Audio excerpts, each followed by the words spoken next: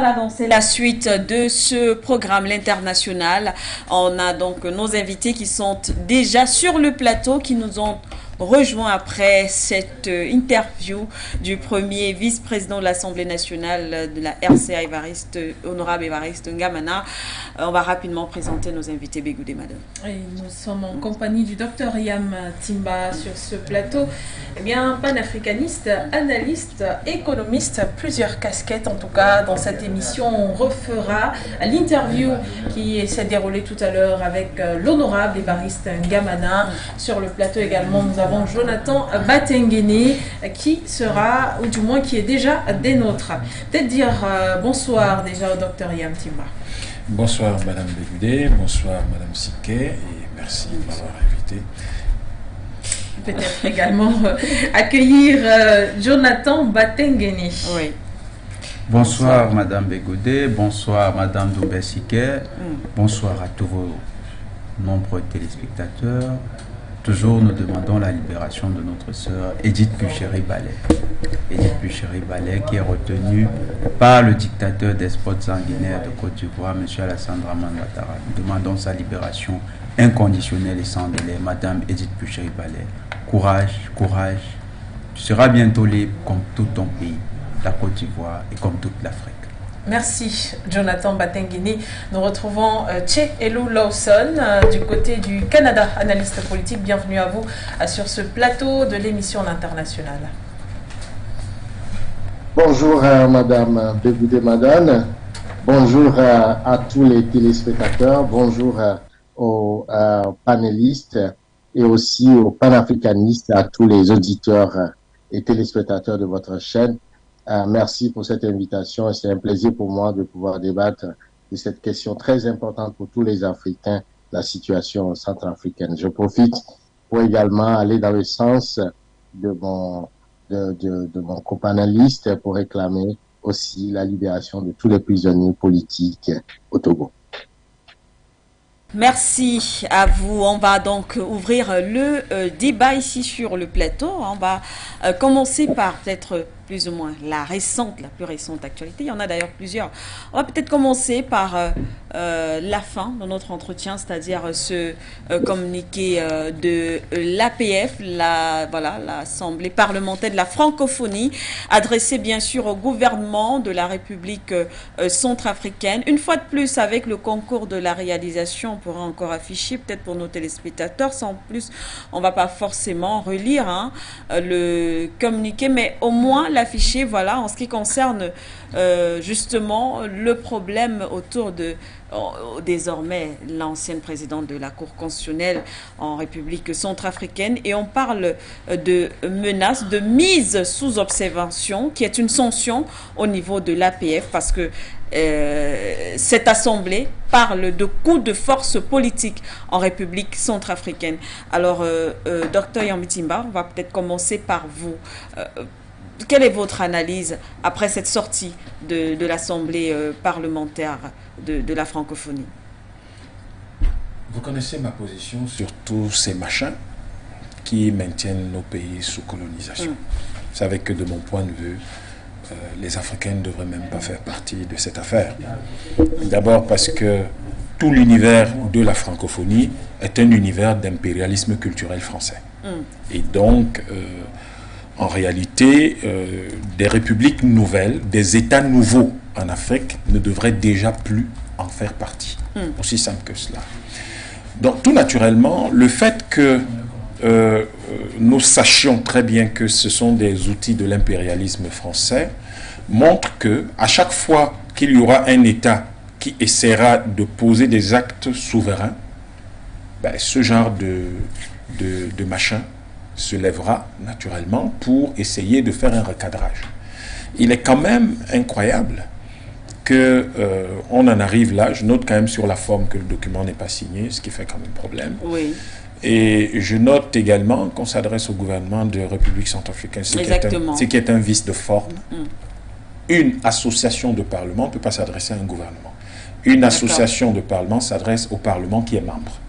Et si vous vous adressez à un gouvernement alors que vous êtes une simple association, vous ne jouez plus le rôle de l'association, le rôle, c'est-à-dire quand vous lisez les missions de cette association, il n'est dit nulle part que son rôle est celui de faire le contrôleur des États ou des gouvernements des pays membres.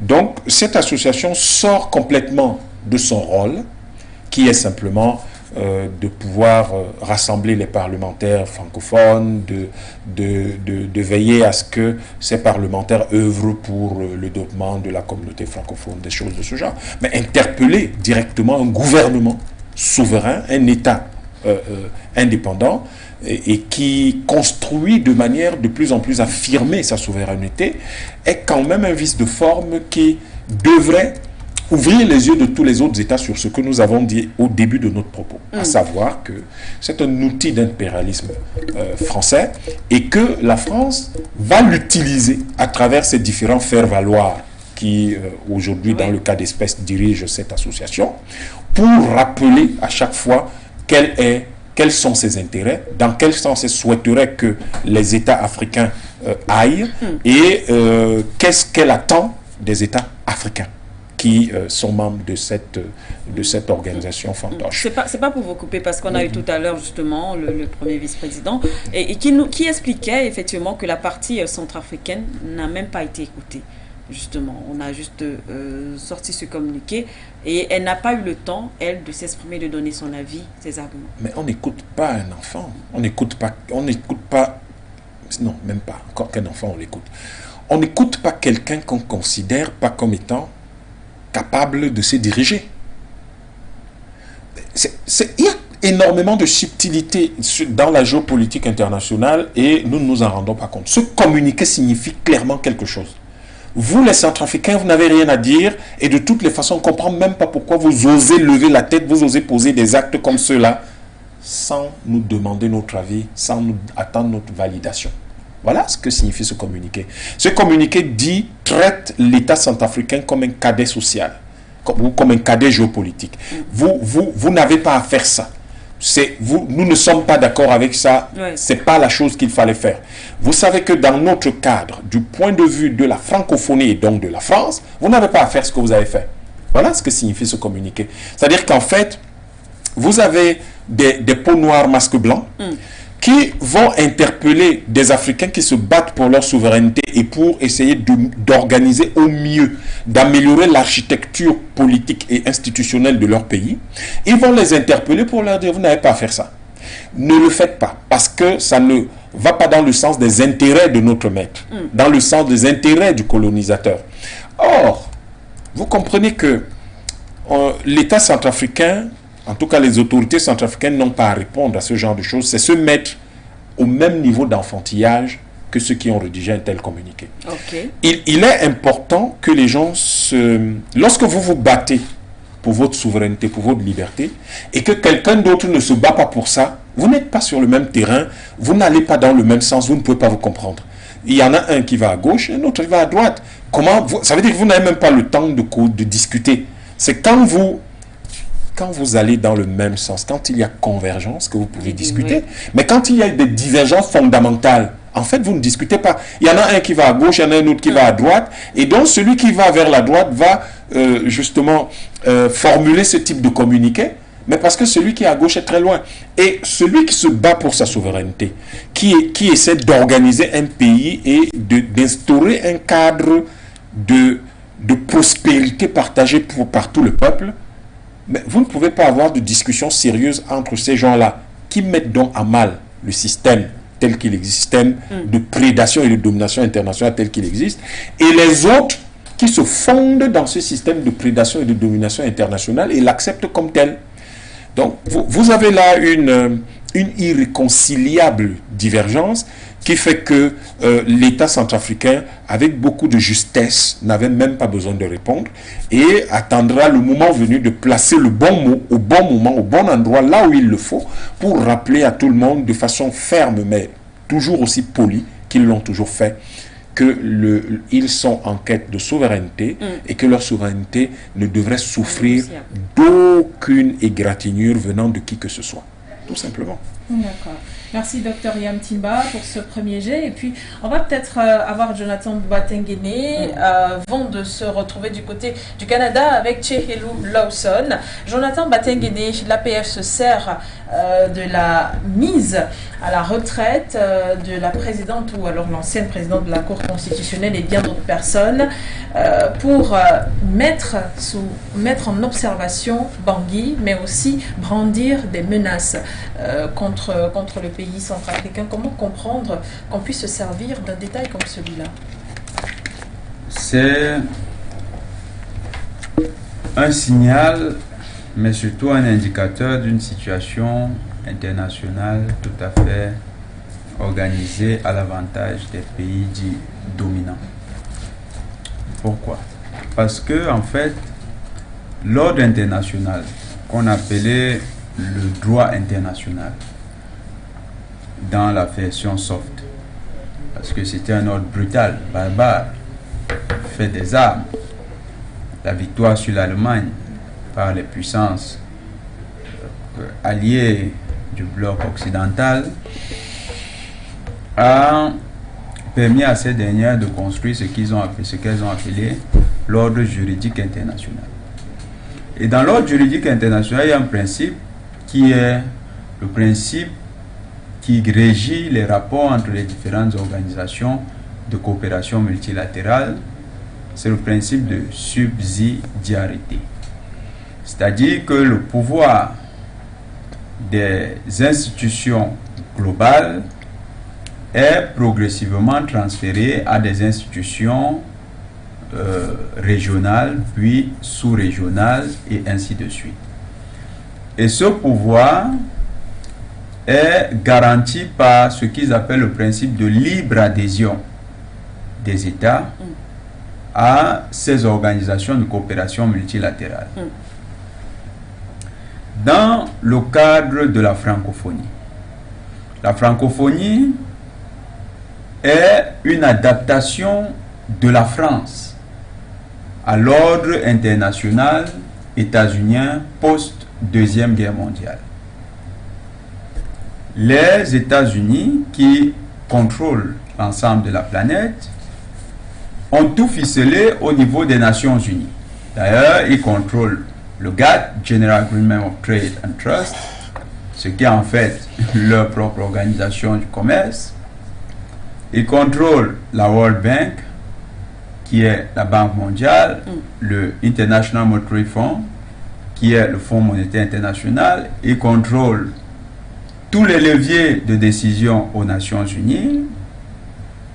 Et les premiers à les accompagner dans cette marche, c'est les Britanniques, qui, en 1949, s'insèrent dans ce principe de gouvernance mondiale avec ce qu'ils appellent le Commonwealth.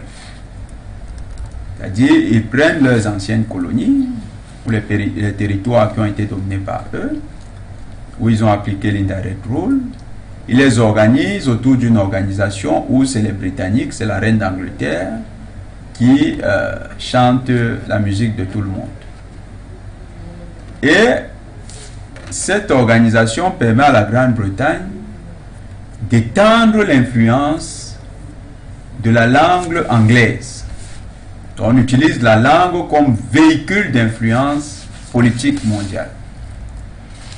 Les Français également, en 1970, vont essayer de s'arrimer à la donne mondiale en créant ce qu'on appelle l'OIF, l'Organisation internationale de la francophonie.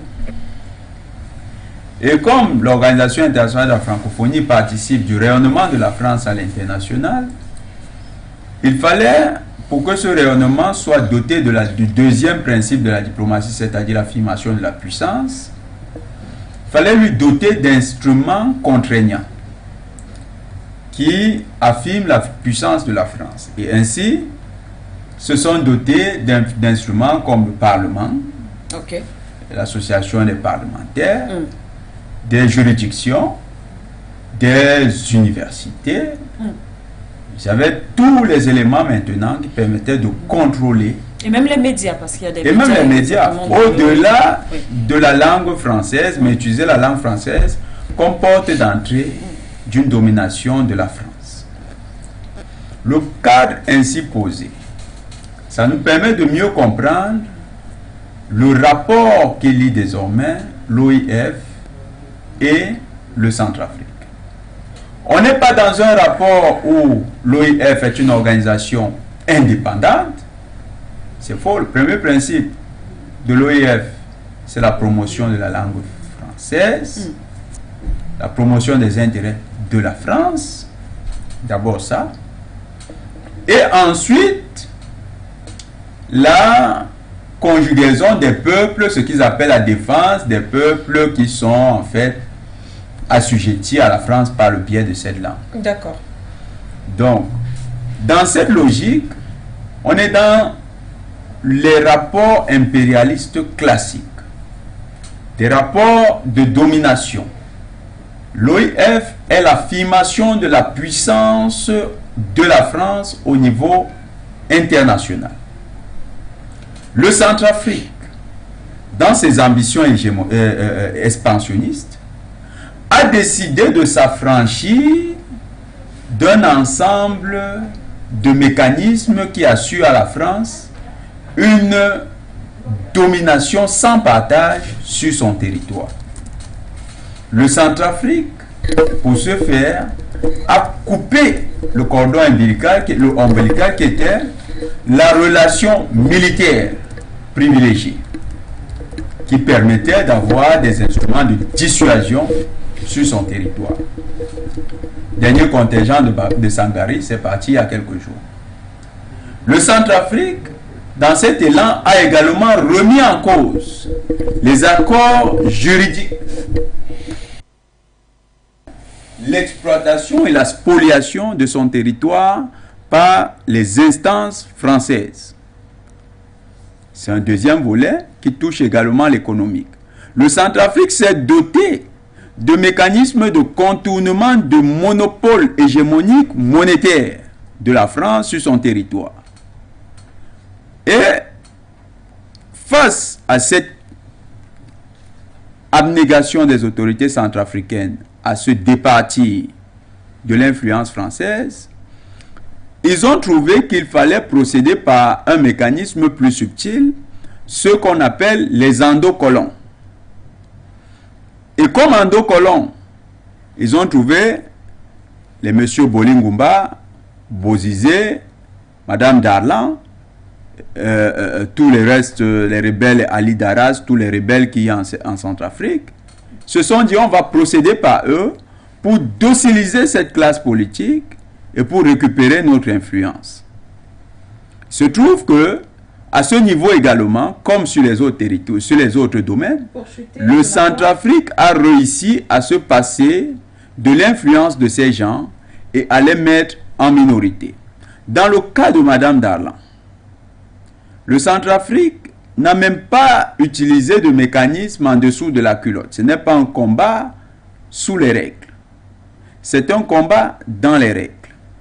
Le combat dans les règles a voulu que, de manière heureuse et fortuite, Madame Darlan ne remplisse plus les conditions d'exercice de sa fonction.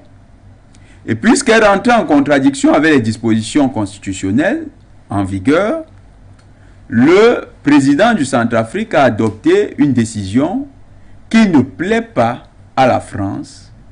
Et la France utilise donc l'institution qui lui permet de garantir son influence dans le monde dit francophone pour faire pression à nouveau sur le Centrafrique. Il s'agit donc non pas d'un rapport entre l'OIF en tant qu'organisation, l'APF, non, l'OIF elle-même est membre de l'APF, l'APF est membre de l'OIF. Oui. Il ne s'agit pas d'un rapport, d'une discussion entre l'APF et le Centrafrique. Il s'agit d'une nouvelle phase de la tentative de récupération du contrôle du Centrafrique par la France en utilisant l'OIF, notamment un des démembrements de l'OIF, l'APF pour faire pression sur le Centrafrique.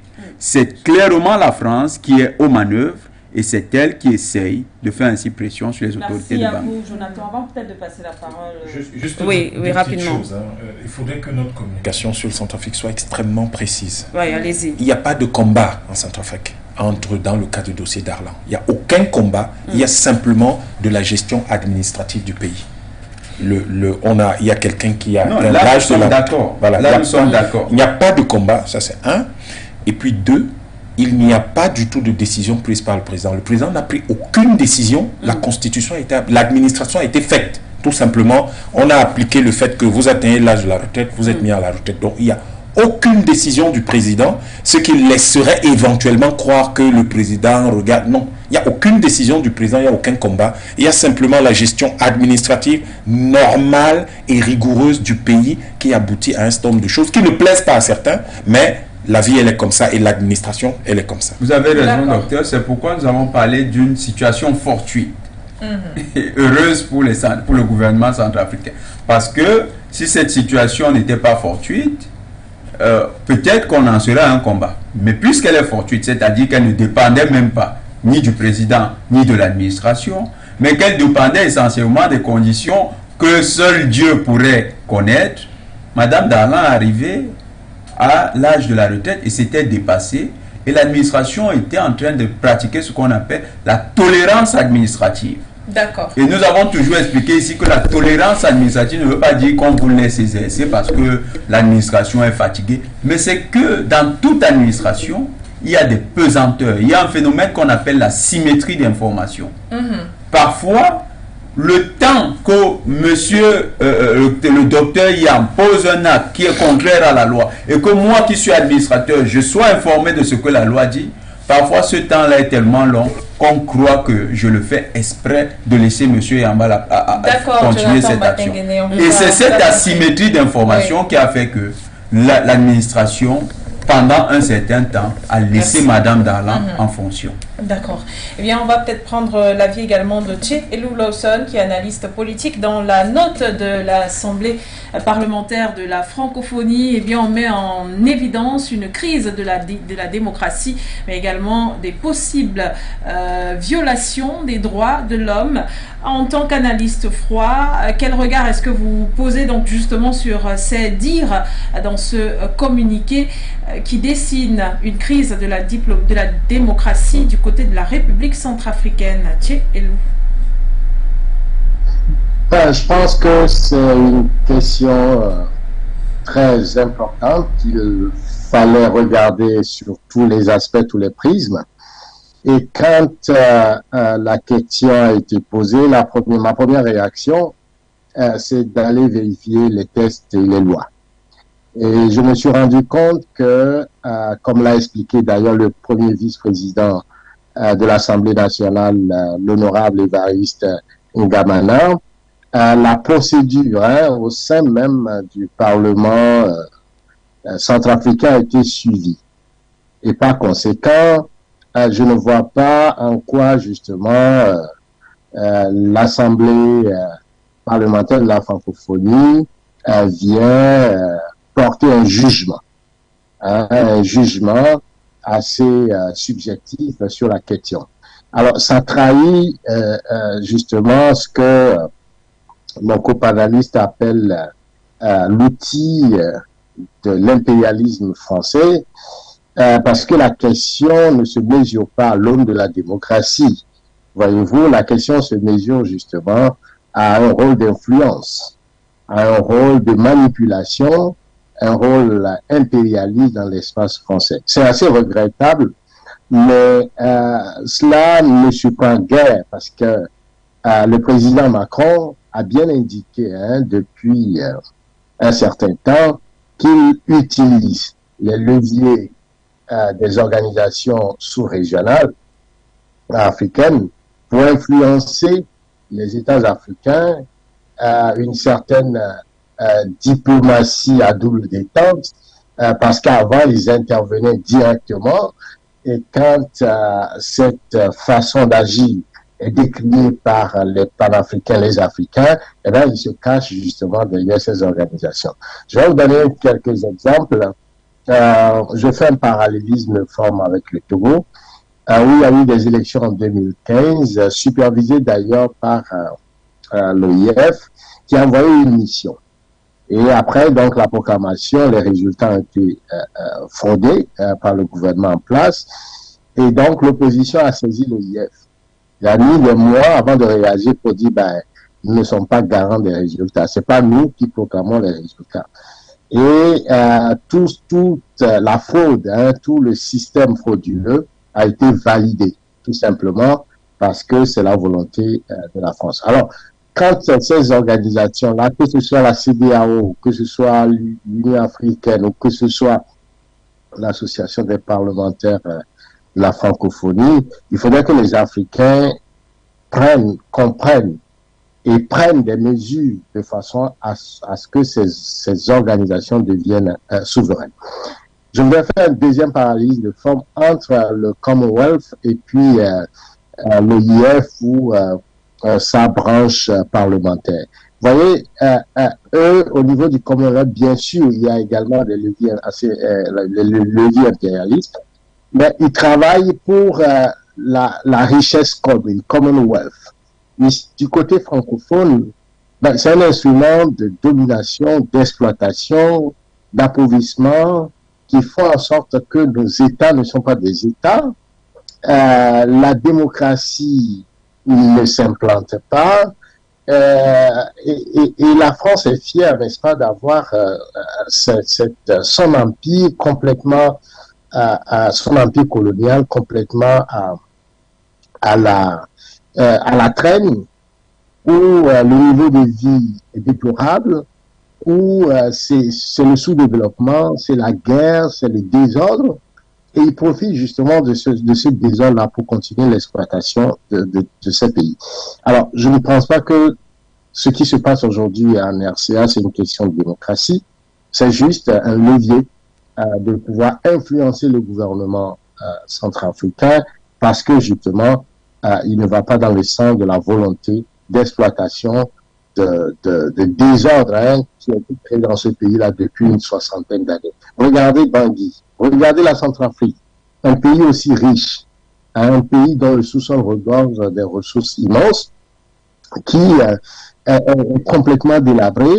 Et aujourd'hui, quand il y a le gouvernement du professeur Faustin Archange Touadéra essaie de remettre le pays en place, eh bien, ils montent sur leurs grands chevaux pour venir faire des leçons de démocratie, des leçons de parlementaires, parce que tout simplement, eh bien, la façon dont les choses se passent n'épouse pas leur point de vue, n'épouse pas leur volonté d'hégémonie et d'exploitation, d'esclavagisation des pays africains. Je pense que c'est assez regrettable et nous devons tous nous lever contre ce genre d'attitude assez condescendante, ces genres d'attitudes d'exploitation pour dire non, il faut que l'Afrique nouvelle, l'Afrique panafricaine se lève et pense par elle-même justement ses idéaux, sa vision et mettre en place les instruments, les institutions telles que le peuple le souhaite. Donc, je ne pense pas qu'il faut d'ailleurs accorder pas plus d'importance à ce fichu communiqué, et qu'il faut avancer en toute souveraineté, en toute responsabilité, en toute conscience. Chez Lawson, eh bien peut-être sur le plateau, une réponse ou alors un commentaire du docteur Yam Timba qui donnait l'impression de vouloir réagir à tout prix. À tout prix. Disons que je voulais rassurer notre frère. D'accord. Notre frère. Che Elou Lawson. En lui disant que il n'y a pas un colonialisme d'un pays européen qui serait moins violent que celui d'un autre. Et pour nous, Camerounais, qui avons connu les deux, expérimenté les deux, vraiment, c'est le choléra et la peste. Ouais, c'est blanc, bonnet blanc, le choléra. Quand le pays a fui pour aller en zone anglaise, c'est les Britanniques et la CIA qui les ont chassés. Voilà, donc pour nous, c'est bonnet blanc, bonnet. Voilà. c'est vraiment la même chose.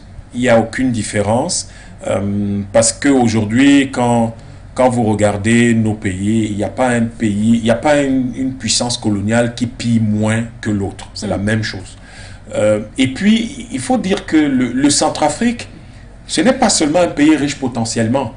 Je peux vous assurer que si on faisait l'audit du bois qui est sorti de Centrafrique au cours des 20 dernières années, ce serait quelque chose qui aurait pu construire le Centrafrique et en faire un pays presque aussi riche que les monarchies de pétrole du Golfe, du Golfe Persique. Si vous prenez le bois qui est sorti de Centrafrique, vous prenez l'or qui est sorti de Centrafrique, vous prenez tout ce qui est sorti de Centrafrique, du coton, du sucre, etc., je peux vous assurer que ce pays-là aurait pu être, non pas à la traîne justement, mais beaucoup plus en avant. Donc, et tout cela, de notre point de vue en tant que panafricanistes, en fait, nous ne distinguons vraiment que de façon très particulière en relation avec le franc CFA ou des organisations très spécialisées comme l'APF ou l'OIF, les différents colonisateurs. Ils sont les mêmes et c'est eux qui constituent ce qu'on appelle la communauté supposée internationale, la supposée communauté internationale, alors qu'en réalité, ces gens-là n'ont pour seul objectif que de piller nos ressources. Lorsque vous dites que le Commonwealth essaye de donner de la prospérité partagée. Non, pas du tout. Il n'y a aucune prospérité partagée. C'est juste simplement un instrument de puissance de la Grande-Bretagne. C'est simplement un instrument d'impérialisme de la Grande-Bretagne sous sa forme soft. C'est un instrument de la présence de ces pays-là, de ce pays partout où il a été, et d'ailleurs aujourd'hui même dans les pays où il n'a pas été avant, mais où il s'installe nouvellement comme au Gabon, pour pouvoir maintenir son rang. Et le fait que des pays comme ça se retrouvent, la Grande-Bretagne, le Commonwealth se retrouvent dans des pays qui hier, anciennement, ont été des pays où on parle le français, membres de l'Organisation internationale de la francophonie, traduit les conflits, c'est-à-dire en fait la difficulté que ces gens-là ont à s'entendre sur le niveau de pillage qu'ils vont laisser aux uns et aux autres, et essayent donc dans ce conflit-là de se prendre des têtes. N'oubliez pas la bataille de Fashoda. N'oubliez pas ce qu'ils ont fait au Cameroun lorsqu'ils ont dû se partager le Cameroun. Ouais. Restons dans l'histoire. Il n'y a rien chez ces gens-là qui soit quelque positif que ce soit relativement à nos pays. Il n'y en a pas un seul qui veut notre prospérité. Tous sont des pilleurs et des dominateurs. Et donc, en réalité, nous devons toujours nous rassurer. Nous devons toujours avoir comme point de vue l'idée qu'il n'y a pas un bon colonisateur ou un meilleur colonisateur qu'un autre. Ils sont des colonisateurs, point. Merci à vous, Dr Yambi Timba. On va poursuivre. Vous permettez quand même que je fasse. D'accord, allez-y, monsieur Tché. Non, je crois que c'est un mauvais procès que mon collègue essaie de faire. Hein. L'idée n'est pas de distinguer un bon colonisateur d'un mauvais colonisateur. Le sujet n'est pas là. Le sujet ici est de voir comment, dans l'espace francophone, les mécanismes qu'a mis la France étranglent systématiquement les pays africains et ne permettent même pas, je dirais, un espoir, ou du moins une bouffée d'oxygène. Maintenant que nous comparons cela à l'espace anglophone, on voit quand même qu'il y a une certaine, je dirais, plus de liberté en termes quand même d'autodétermination. Et ça, c'est un fait. Vous parlez du Cameroun, je peux vous parler du Togo, qui a également subi la même tragédie historique, hein, et avec la partition du Togo entre la Grande-Bretagne et la France après justement la fin de la Première Guerre mondiale où les Allemands ont perdu la guerre. Et donc ici, il ne s'agit pas de mettre en perspective deux colonisateurs pour les comparer, non. Nous disons tout simplement que l'APF là intervient seulement pour étrangler, mais n'est pas là pour la promotion de la démocratie, en donnant l'exemple du Togo où des élections se sont passées, où il y a eu fraude, renversement des résultats, et ils sont tellement pour la démocratie, mais sur ces genres de cas, ils se taisent complètement, c'est le mutisme, parce que c'est la volonté de l'enfant. Donc, je vous rejoins là-dessus pour dire, oui, c'est un instrument dans leurs mains pour opprimer, pour oppresser, n'est-ce pas, les pays africains et ne pas permettre cet élan de développement. De ce point de vue, je pense que nous partageons la même chose. Donc ici, il ne s'agit pas de comparer la peste, le choléra où nous savons que le colon est là pour nous exploiter, pour nous dominer, et bien évidemment, il nous appartient à nous Africains, n'est-ce pas, de pouvoir nous déterminer par rapport à cette colonisation, et on ne demandera pas, on ne va pas se plaindre que le tigre, n'est-ce pas, ne se pose pas de questions quand il attaque sa proie. Il appartient justement à la proie de pouvoir se déterminer par rapport au félon. Voilà mon point de vue là-dessus. Merci. Merci à vous. Alors, on poursuit avec cet autre point, toujours autour de l'actualité en République centrafricaine. Une fois de plus, la réalisation avec votre concours. Ce communiqué qui a bien sûr circulé il y a seulement quelques jours, communiqué bien sûr signé. Voilà, de la ministre des Affaires étrangères de la République centrafricaine, communiqué adressé, du moins cette lettre, on va le dire comme ça, adressée à son homologue de la France, Madame Catherine Colonna, sur un certain nombre de points. Sans relire toute la lettre, on va dicter les 2 derniers paragraphes. Fort de ce qui précède, il est constaté qu'au-delà du fait que la réciprocité qui s'applique dans les relations internationales n'a pas été appliquée, il est donc aussi observé que les privilèges devant être accordés à la contrepartie centrafricaine n'est plus observé, cela depuis quelques décennies. De plus, le gouvernement centrafricain s'interroge sur les comportements discourtois du haut représentant de la République centrafricaine accrédité auprès du chef de l'État centrafricain. Vous connaissez bien sûr cette actualité, je pense que vous avez eu vent de cette actualité, chers invités. On rappelle aussi que avant cela, il y a eu un autre problème. Le Premier ministre centrafricain, il y a eu un refus de visa de transit au Premier ministre centrafricain, justement, par Paris. Beaucoup estiment que cela est non seulement un manque de respect vis-à-vis de Bangui, mais on ne veut pas parler d'enfants. Tout à l'heure, Dr. hésitait ce qu'il doit dire enfant, mais un mépris quand même, refuser un visa de transit à un haut responsable de l'État. Qu'est-ce que cela signifie et qu'est-ce que cela cache, Jonathan Batenguene? Il faut noter que les autorités de la jeune française, moi je préfère utiliser le concept de la diplomatie malienne et des autorités maliennes qui rendent mieux compte de ce que la nature de l'État français. Les autorités de la jeune française ont des agissements propres des colonialistes du 19e siècle et du 18e siècle. Si un privilège leur est refusé, ils prennent des mesures de rétorsion, tellement habitués aux privilèges, même lorsqu'ils sont immérités, qu'ils croient que les privilèges sont normaux. Depuis que le Centrafrique a décidé de diversifier sa coopération militaire, il faut noter que pendant que le Centrafrique sollicite la coopération militaire russe, le Centrafrique ne met pas un terme à la coopération militaire avec la France. Il faut le préciser pour que les téléspectateurs comprennent quel est le contexte. Parce que des gens, parfois par ignorance, se retrouvent à répéter comme des colibris la chanson des médias mensonges de la jeune française. Qui disent, ah, les Africains, ils veulent quitter les Français pour les Russes. D'abord, les Centrafricains n'ont pas quitté les Français pour les Russes. Ils ont ajouté aux Français les Russes. C'est une vérité historique. Et les Français qui ont honte de leur incompétence, honte que cette dernière sera étalée par les nouvelles compétences qui arrivent, honte et peur de la compétition parce qu'elles ne sont pas compétitives, parce qu'ils ne sont pas compétitifs, ont décidé de décaler, de quitter le Centrafrique en prétextant qu'ils avaient été chassés. Pourtant, il s'agissait simplement de diversifier l'offre de partenariat sécuritaire. Les Centrafricains qui ont posé cet acte, la France a essayé de lui faire du chantage au Centrafrique. Et la France a échoué dans ce chantage, a décidé donc de frapper des coups en dessous de la ceinture. Entre autres, cette interdiction, ou bien ce refus, de transit du Premier ministre centrafricain.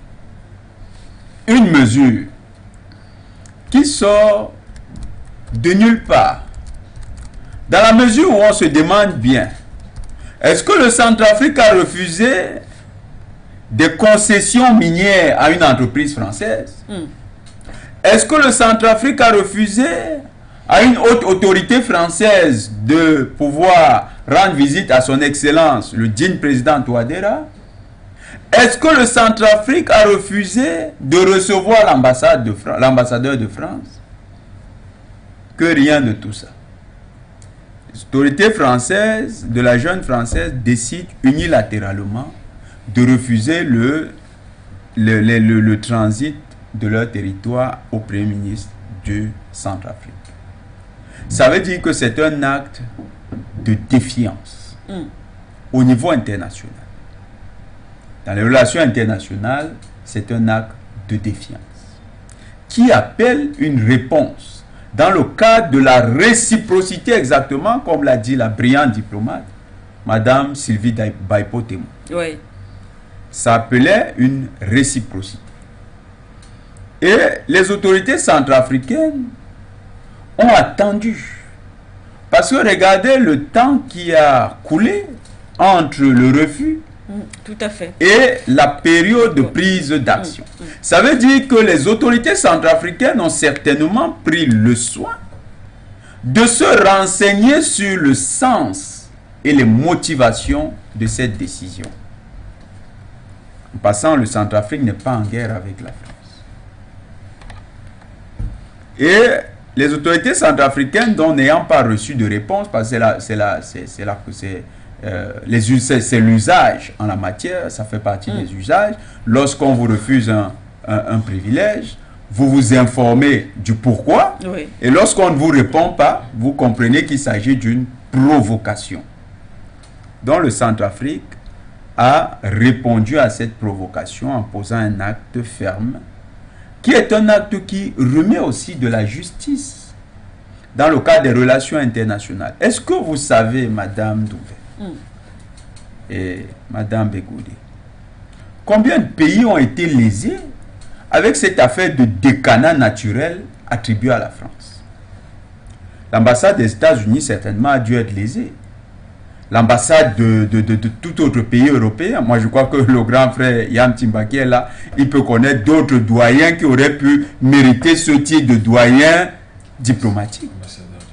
L'ambassadeur du Cameroun. Il était le plus vieux au Centrafrique, mais il voyait toujours un genou qu'on a envoyé et qui devenait le doyen. Et il comprenait qu'un vieux en Afrique, ça ne veut rien dire.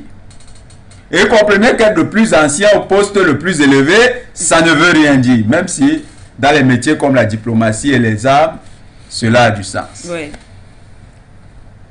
Voilà un principe qui commettait une injustice internationale et qui mettait le Centrafrique dans une position tout à fait alambiquée. Parce qu'on se posait bien la question, pourquoi le décanat, qui est une question diplomatiquement et juridiquement encadrée, parce que le droit aussi c'est les usages. Diplomatiquement et juridiquement encadré, le protocole lié au décanat est connu. Pourquoi au Centrafrique, cela faisait l'objet d'un monopole d'une puissance étrangère? Cela posait aussi la question de la véritable souveraineté du Centrafrique. Est-ce que le Centrafrique est souverain? Pourquoi le Centrafrique accepte de faire de l'ambassadeur de France l'unique doyen, si ce n'est le doyen patenté? Et ça, c'est une justice qui a été rendue en prenant ces décisions. Donc, on répare un tort, on répare par réciprocité, mais on répare aussi une entorse au droit international qui était violée par la jeune française. Et regardez les réponses de la jeune française. Les réponses sont tellement violentes que vous comprenez pourquoi, d'entrée, nous avons comparé la jeune française actuelle à tous les régimes monarchiques que la France a connus au 19e et au 18e siècle. cette France-là qui se croyait être la noblesse de droit divin. Elle croit que ces privilèges qu'elle s'est octroyés au Centrafrique, c'est de droit divin. Que le Centrafrique ne devrait même pas oser, comme aimait à me le dire un des maîtres à l'université, oser remettre en question ces principes. C'est-à-dire, la remise en question devenait une hérésie. Le Centrafrique aujourd'hui fait l'objet d'une campagne en sorcellerie où on dit que c'est une affaire de troisième mandat. Mais revenons un peu à la logique. Le décanat assuré par la France de manière héréditaire et de manière éternelle, en quoi est-ce lié à un troisième mandat? N'est-ce pas une simple injustice qui a été réparée? Le Centrafrique, nous estimons même qu'ils n'ont pas fait assez. Ils ne sont pas allés, ils y sont allés, comment dire, de main morte. Qu'est-ce qu'ils devraient faire? Parce qu'on rappelle quand même que on n'a pas souvent coutume de voir un pays comme la République centrafricaine. Dans un tel contexte, ils pourraient interdire aux avions français le survol de leur territoire. On sait que les avions français, pour aller dans certaines directions, ont besoin de cet espace. Ils pourraient leur interdire cela. Pourrait même reprendre encore une politique dure contre les entreprises françaises. En disant tout investisseur français, spécifiquement, doit se plier à un certain type de restrictions désormais. Pour montrer à l'État français qu'elle n'est pas dans la cour du roi Péto au Centrafrique. Il faut un durcissement du temps entre Bangui et Paris pour montrer que cet acte, cet affront ne restera pas impuni. D'accord. L'acte qui a été posé pour nous, panafricanistes, ce n'est pas encore une réponse. Ce n'est que justice rendue. On ne peut pas vivre avec un potentat.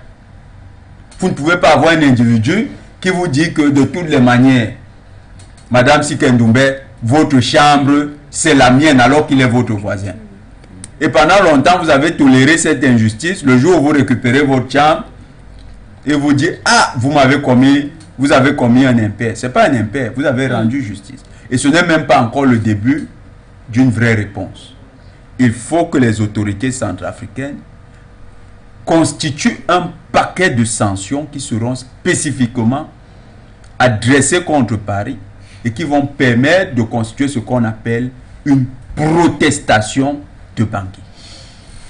Eh bien, docteur Yam Timba, un sujet qui peut-être nous ramène au niveau de la réécriture de la Constitution. Pourquoi je le dis? Parce que dans notre entretien avec le premier vice-président de l'Assemblée nationale en RCA, eh bien, il rappelait que c'est quand même obsolète ce principe de décanat qui a donc été mis en place depuis 1960. Est-ce que cette réécriture de la Constitution pourra ramener le bateau d'un autre côté? Et fort heureusement, il y a cette écriture de la nouvelle constitution de la RCA. Mais je vais rappeler quelque chose qui semble, je crois que je l'ai déjà dit 2 ou 3 fois sur un de vos plateaux, mais ça semble ne pas très bien être perçu tel que je le dis. La France ne considère pas qu'elle a des ambassadeurs en Afrique, dans les pays où on parle le français et utilise le franc CFA. Elle ne considère pas qu'elle a des ambassadeurs. Elle considère qu'elle a des gouverneurs coloniaux. Voilà la raison pour laquelle, en fait, mais c'est quoi être doyen du corps diplomatique? C'est une position de leadership diplomatique dans un pays qui vous permet, en réalité, lorsqu'il y a une crise, une proposition ou quelques situations qui interpellent la diplomatie internationale et qui peut conduire à une réaction officielle, en fait, vous êtes le leader qui recueille le point de vue quand il est entendu qu'il faut avoir une position unique, c'est vous qui l'émettez. Et vous pouvez mettre cette position-là dans le cas, justement, de ce qui se passe en Centrafrique, mais sans consulter les autres. Puisque vous avez un privilège naturel et que cela ne dépend pas du temps que vous passez, ne dépend pas du temps passé au poste à Bangui. Donc, vous comprenez que la France s'est arrogée en réalité une position d'exclusivité diplomatique et de de puissance diplomatique en Centrafrique qui est tout simplement inacceptable. Posant ainsi, en fait, en face du président de la République de RCA, la France comme une puissance contre laquelle il ne peut rien et faire, oui. qu'il ne peut pas contourner. Voilà la position que l'ambassadeur de France a là-bas. Si on commence à tenir compte des autres aspects qui n'ont rien à voir avec les diplomates, les autres diplomates, l'ambassadeur de France à Bangui est le vrai chef de l'État centrafricain. Mais justement, Dr Yang, parce que c'est un point, il a fallu peut-être qu'on tombe sur cette lettre pour qu'on comprenne un certain nombre de choses. Est-ce que c'est ce qui explique aujourd'hui justement cette impression qu'on a en République centrafricaine? Vous l'avez d'ailleurs peut-être, je crois, énoncé, parce qu'à chaque fois on parle de base militaire française, à chaque fois on a l'impression que la RCA n'arrive pas à se détacher justement d'un certain nombre d'acquis français. De ce côté-là, il y a ce problème, il y a la population qui veut le départ de cette présence française, il y a le problème avec la Russie, la France qui a averti, donné des injonctions justement au gouvernement de Bangui en ce qui concerne sa collaboration avec Moscou, mais on n'a pas vu une réelle réponse de Bangui vis-à-vis de cela, et on ne comprenait pas. Est-ce que c'est aussi un outil justement qui permet de maintenir Bangui dans cette plus ou moins prison française? C'était un des outils. Nous n'avons pas vu de loin, parce que le grand public ne s'intéresse pas toujours aux usages diplomatiques. C'est quand il y a une crise qu'il s'y intéresse. La position de doyen de corps diplomatique est une position extrêmement importante. C'est-à-dire que le président de la République, en matière de relations internationales, en fait consulte ce doyen sur un certain nombre de questions. Voilà. Donc il est obligé de le consulter. Enfin, il est entendu qu'il va le consulter. Il n'est pas forcément obligé, puisqu'il garde quand même une position de souveraineté. Mais il est entendu qu'il va le consulter, parce que dans le cadre de la gestion des relations multilatérales, particulièrement, mais également dans le cadre, si vous voulez, connaissant les blocs qu'il y a entre ces différentes représentations diplomatiques, le président a besoin de s'assurer que le doyen du corps diplomatique relaie un certain nombre de choses. Et ces échanges-là précèdent souvent les prises de position officielles. Oui. Ce que vous devez comprendre lorsque je le dis, ça veut dire qu'en fait, la position officielle du Centrafrique, généralement, est formulée par le doyen du corps diplomatique. Dans la situation actuelle du Centrafrique ou dans les années précédentes, c'est lui qui la formulait. Ça veut dire qu'en fait, et vous voyez donc maintenant en quoi c'est dur, parce qu'en matière de relations internationales, c'est là où la question de la souveraineté est justement là où elle est le plus pure. Et c'est là où on parle de la question de la puissance. En fait, la France, aujourd'hui, ne comprend pas du tout que le Centrafrique ne la laisse pas formuler sa politique étrangère. C'est ça que ça voulait dire, avoir ce privilège-là. C'est que c'est la France qui formule la politique étrangère du Centrafrique. Purement et simplement. Le président de la République n'a rien à faire. C'était un domaine réservé à la France. Tout simplement. C'est ça que ça veut dire. Mais c'est très grave. Et c'est toutes ces choses-là que nous dénonçons et pour lesquelles nous disons, mais ce n'est pas acceptable. Ce n'est même pas humain. Et là, j'aimerais vous dire, la réaction de de son Excellence, Madame le ministre des Relations étrangères, n'est pas pour rétablir quoi que ce soit relativement au problème de visa du Premier ministre, parce que ce n'est pas les choses des mêmes niveaux, c'est pas comparable. Mais je rappelle que les seules fois où, dans l'histoire de la diplomatie et dans les usages, on peut refuser un visa à une autorité de ce niveau, à un chef de gouvernement, c'est quand on est en guerre. En fait, de facto, compte tenu de ce que la France se considère en guerre contre la Russie en Ukraine, elle est donc en guerre contre le Centrafrique. C'est une déclaration de guerre alors? Ce n'est pas une déclaration de guerre, c'est une confirmation d'une position conflictuelle entre les deux États. Mais on a l'impression... Est-ce qu'on ne pourrait pas voir ça peut-être comme une sorte plutôt de guerre ouverte à Moscou, mais sur le terrain centrafricain? La guerre a plusieurs formes. Nous pouvons vous faire la guerre avec des canons, des bombes, etc. Mais nous pouvons également vous faire la guerre avec d'autres choses. C'est pour ça que nous disons par exemple que les Africains qui utilisent le franc CFA, la France est en guerre contre eux depuis 1945.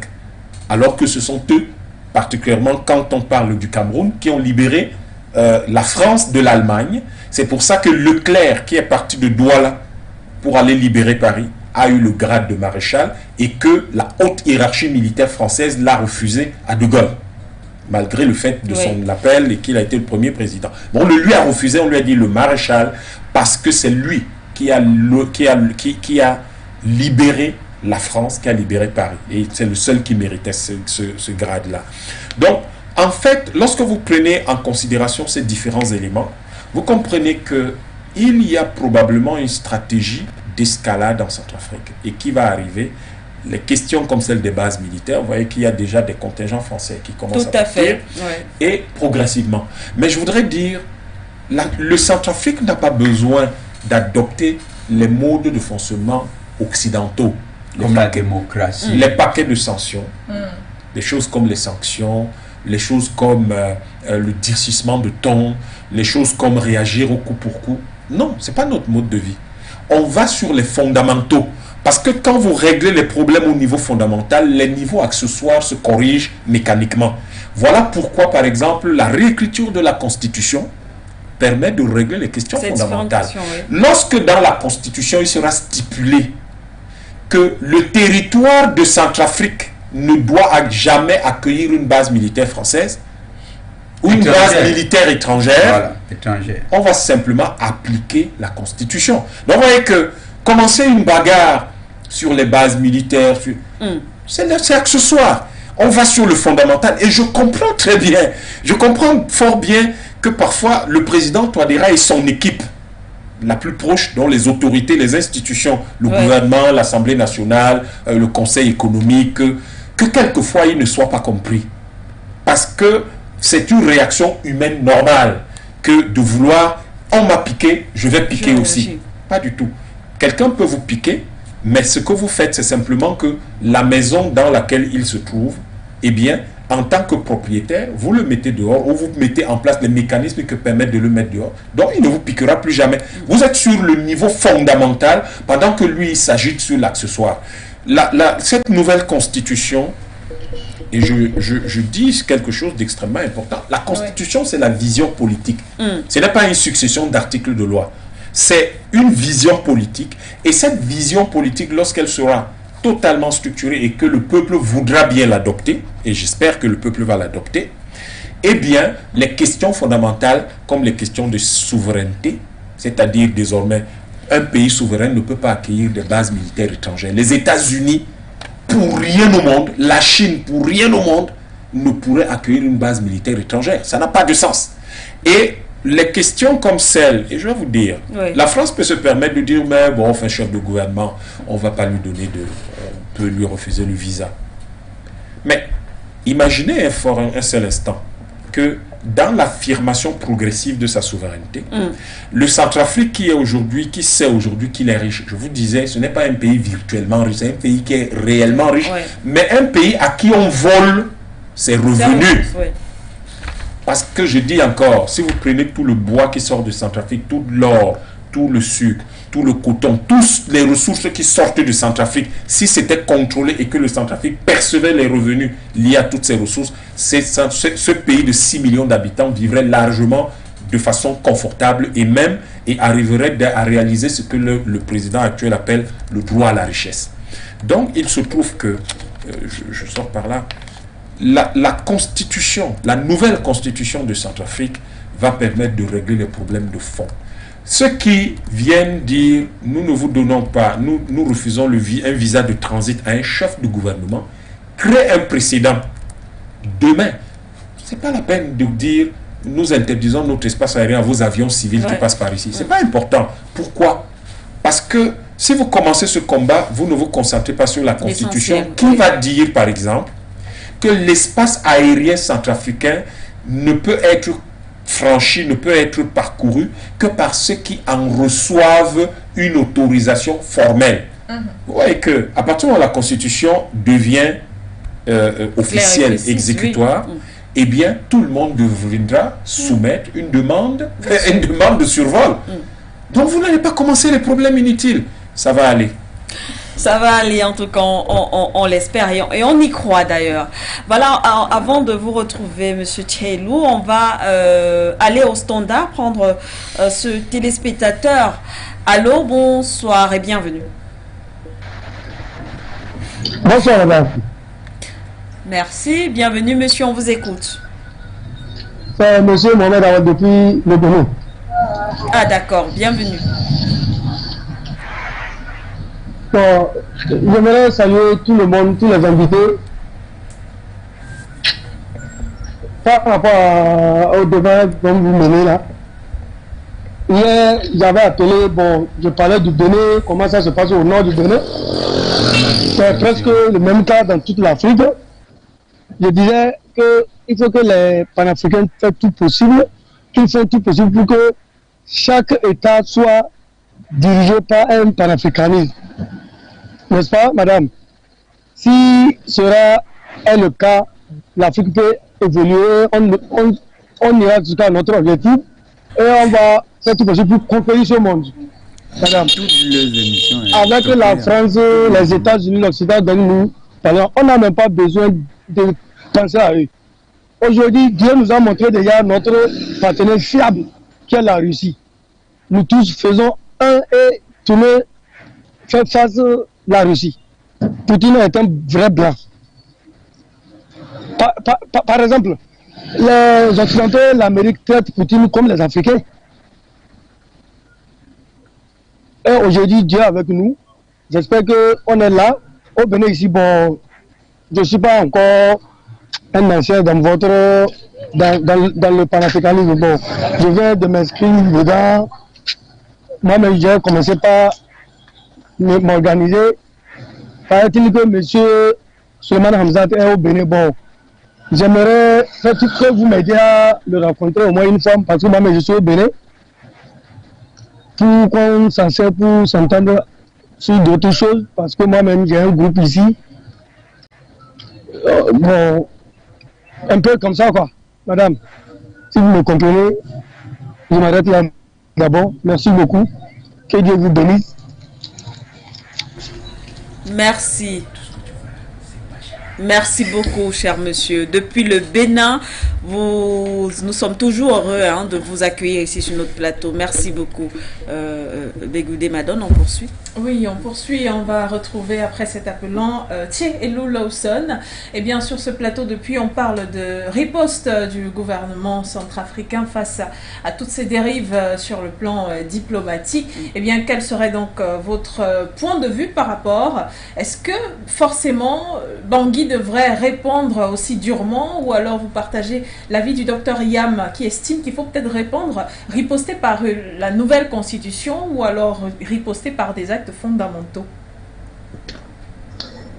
Je pense que c'est une question qui appelle à une réflexion. Cette réflexion doit nous amener à remettre en perspective toute, je dirais, la perspective historique, n'est-ce pas, de l'État centrafricain depuis son indépendance le 1er décembre 1958. Voyez-vous, ce qui se passe aujourd'hui est symptomatique. Je n'entends rien. Ce qui se passe aujourd'hui est vraiment symptomatique de, je dirais, la non-État de la République centrafricaine. Je ne pense pas nécessairement que ce problème doit être, en tout cas, la réponse doit être écrite dans une constitution, par exemple, pour dire, voilà, on ne va pas survoler l'espace centrafricain. Il y a un certain nombre de choses qui ne peuvent pas s'écrire dans une constitution. Une constitution, c'est d'abord une vision politique, c'est les grands principes, et il y aura des tests d'application, n'est-ce pas, de cette constitution. Ce qui a lieu de remarquer, c'est que l'État centrafricain, tel que nous le voyons aujourd'hui, et c'est peut-être ce qui manque dans l'analyse de mes copanélistes, c'est d'où vient la République centrafricaine. Mais c'est un pays qui n'a pas du tout existé. Voyez-vous, quand vous prenez la succession, que ce soit David Dacko, la façon dont il a été amené au pouvoir après l'assassinat de Boganda, ou si vous prenez, comment on l'appelle, Jean Bédel Bokassa, ou Centrafrique, je dirais la cour arrière de Giscard d'Estaing, si vous savez toute cette histoire rocambolesque de rapports incestueux, de privatisation et d'exploitation des ressources entre l'Élysée et la République centrafricaine, vous comprenez aujourd'hui ces réactions impérialistes, je dirais,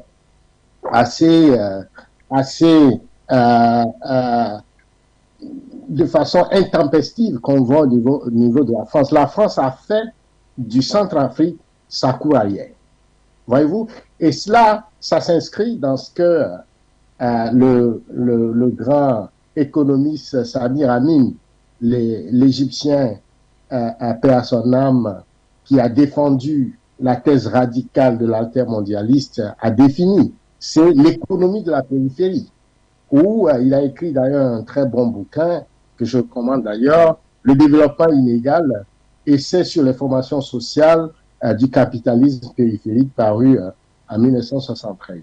Vous allez voir que la France a fait, n'est-ce pas, et le Centrafrique est un cas vraiment atypique, a fait du Centrafrique une cour arrière, une périphérie qui n'existe pas réellement comme État. Et ça, aujourd'hui, eh ben, je pense que le nouveau vent qui souffle sur l'Afrique en termes de panafricanisme, ça demande donc à réécrire, à décoloniser, d'abord dans les imaginaires, mais aussi dans les actes, la relation qui lie la France coloniale et le Centrafrique. Le Centrafrique a besoin d'être réinventé. Réinventé dans, non seulement dans ses institutions, dans sa constitution, mais aussi dans sa vision, dans son rapport, pour pouvoir couper ce lien que la France a établi en termes de centre et de périphérie avec les territoires centrafricains. Et cela, ça demande du temps. Ça demande également une stratégie.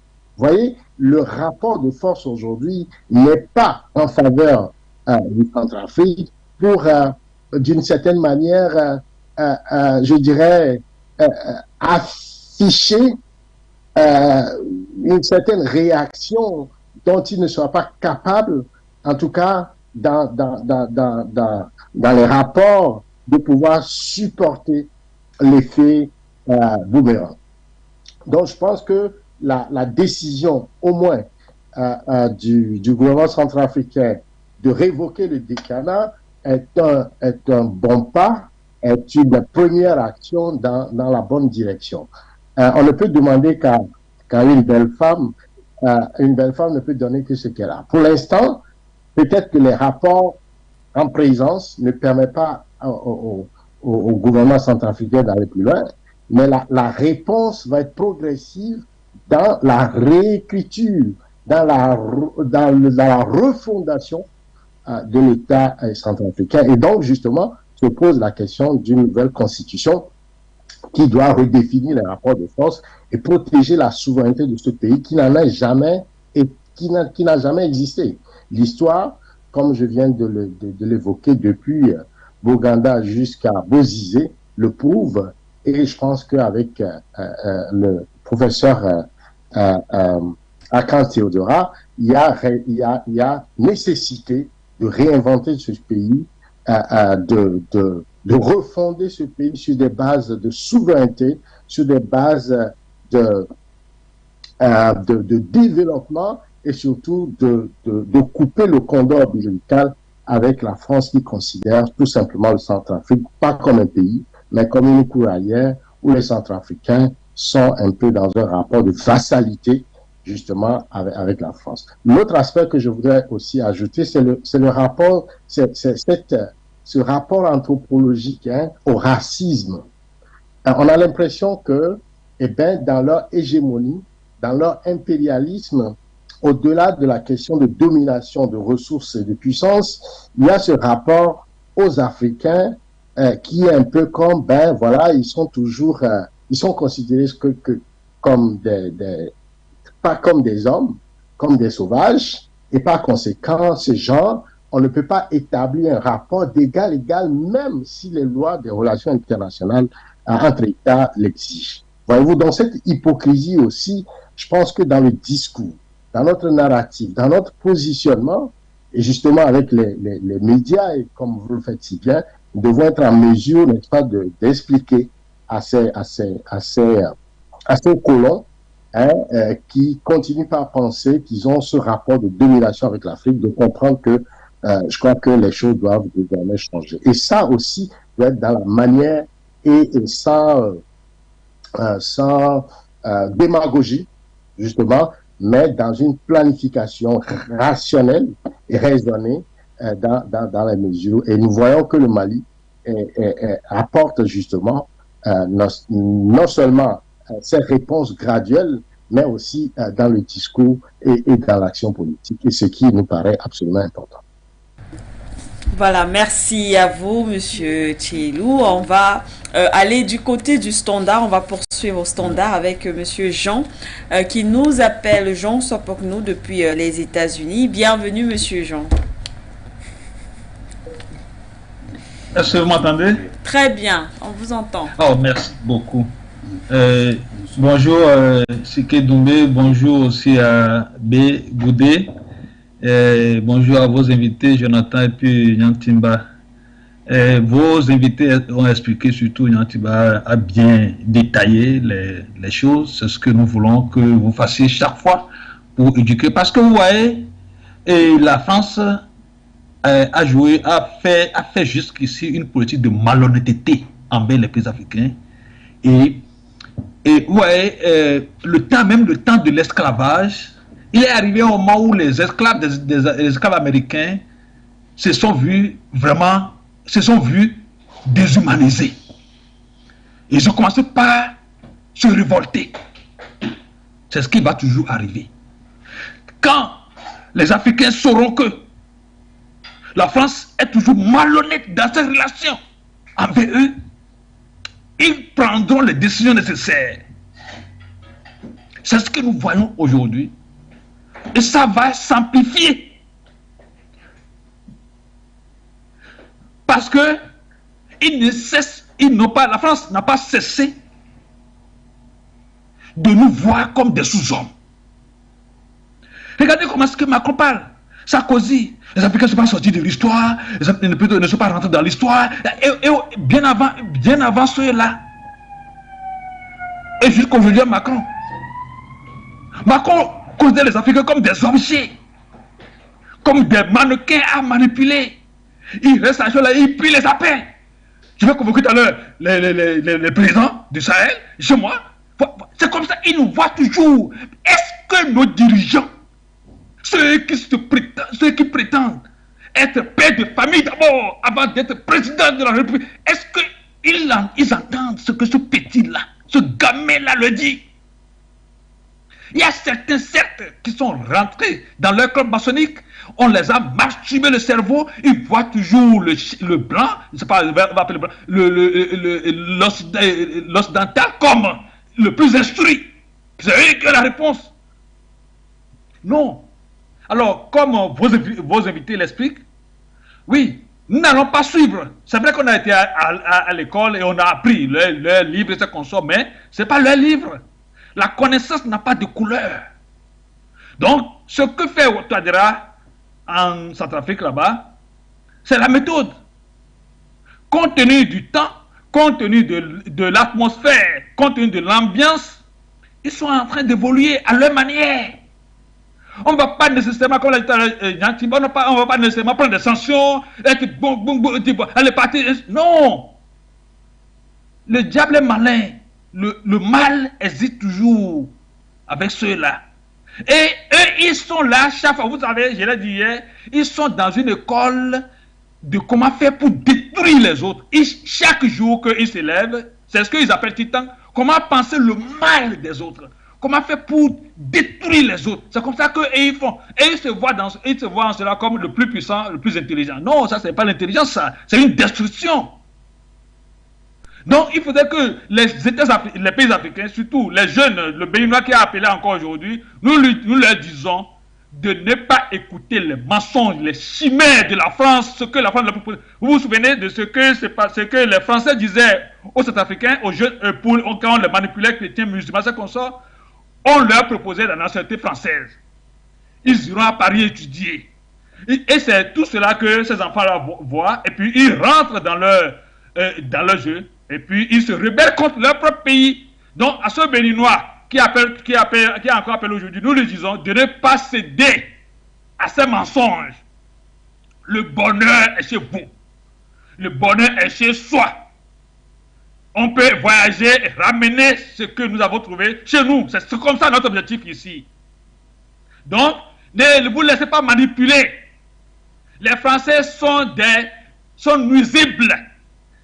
Les autorités, ceux qui pillent l'Afrique, ils sont nuisibles au développement des Africains. Ils ne peuvent jamais vous souhaiter le bien. Sachez cela.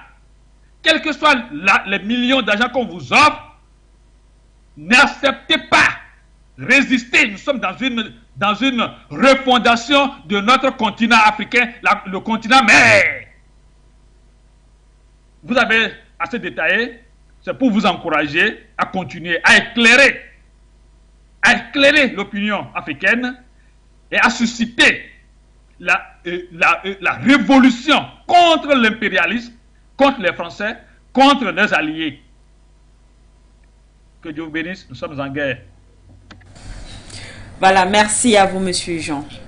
Merci beaucoup. On va rester au standard et cette fois-ci, on va prendre Zerfel depuis l'Allemagne. Bonsoir, Zerfel. Ok, bonsoir, Manuela, bonsoir, Madame.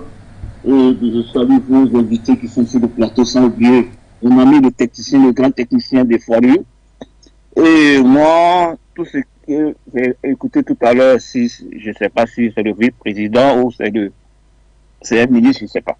Mais ce qu'il est en train de dire, réécrire la constitution d'un pays, aujourd'hui, on ne peut pas se permettre qu'un individu vienne dans ton pays prendre ce qui ne lui appartient pas. Bien sûr que ce qu'ils avaient écrit avant, là, ils n'ont qu'à mettre tout de côté pour le français peut venir prendre tout ce qui est dans le sous-sol des pays africains et puis ramener ça chez eux pour construire, pour développer leur pays. Et puis l'autre pays doit être pauvre. Tout ça, on doit bannir maintenant, écrire ce que nous voulons que le pays soit. C'est-à-dire que un individu, un Français qui va venir dans un pays, on ne chasse personne, mais quand sans l'autorisation d'un citoyen de ce pays, si tu n'as pas donné l'ordre, tu n'as pas le droit de faire n'importe quoi dans ce pays. Ça, c'est vraiment des choses. Parce qu'aujourd'hui, quand ils viennent en Afrique, ils pensent que, regardez Bangui, mais si la capitale est comme ça, les villes de l'intérieur, c'est encore pire. Regardez quand je vois que la terre rouge, depuis 1960 jusqu'à aujourd'hui, je vois que la capitale d'un grand pays comme ça, qu'on voit partout la terre rouge, c'est comme si, même en Mauritanie, même si on dit Mauritanie, là où il y a dans le désert, où il y a le soleil, là, il y a du goudron sur les routes. Au moins, mais regardez un pays comme ça riche, qui dépasse même la richesse des choses des Français. Et on voit la terre partout, la terre rouge partout, il n'y a pas d'école, hein, des grandes écoles pour former les jeunes. Mais quand moi je vois, ils n'ont pas bien refaire leur constitution, et n'importe qui, même quel que soit, tu es noir, tu es blanc, tu es jaune, tu viens dans ce pays, tu n'as pas le droit, tant que, comment l'État t'a pas donné ce droit de faire ce que tu veux faire, tu n'as pas le droit de prendre ce que tu veux. Non, il faut que ça soit avec dans l'esprit de tous ceux qui viendront coopérer avec ce pays-là. Il faut que le président soit vraiment dur face à face vis-à-vis de ces gens-là et de sa constitution, pour qu'il va mettre ça sa constitution sur la table, celui qui va venir, ils vont lire, ils vont entendre, et n'importe qui va plus venir toucher à quelque chose dans ce pays. Il faut que les Africains bénéficient de leur propre richesse. On ne peut pas s'asseoir là tous les jours et en train de pleurer, tandis que les idiots, excuse-moi du mot, parce que je suis un peu énervé, c'est bien d'avoir venu toujours nous appauvrir et puis on est là, à quel moment? Depuis qu'on a été créé, nous tous les autres avancent, nous on est toujours derrière. Pourquoi? Donc on a su sur la richesse, sur des richesses qui, comme le Congo comme ça là. Vous pensez que un pays européen a la même richesse que le Congo, ils ne vont même pas permettre à un noir de rentrer dans ce pays-là. On a vu le cas. Sur la Suisse, c'est maintenant qu'ils ont assoupli comment dire, les choses en Suisse. Sinon, même pour traverser la Suisse, tu as payé de l'argent. Pour traverser tout simplement la Suisse, tu as payé de l'argent. Mais aujourd'hui, parce qu'ils ont essayé de comprendre que il faut faire ça pour avoir un peu des relations. C'est qu'on a assoupli. Mais alors, nous aujourd'hui, il faut que nous on applique ce qu'ils ont déjà appliqué, comme ça ils vont nous respecter. Alors pour finir, je salue ma soeur qui est toujours malade et que je lui souhaite une bonne guérison. Et je parle de Linda et un bon retour sur le plateau de For You. Merci.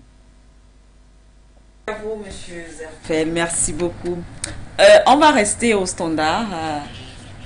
D'accord, on a un autre appelant, on nous dit la réalisation. Allô? Bonsoir. Bonsoir. Bonsoir. Vraiment, je vous jette les fleurs. Hein. Je vous appelle depuis le Togo.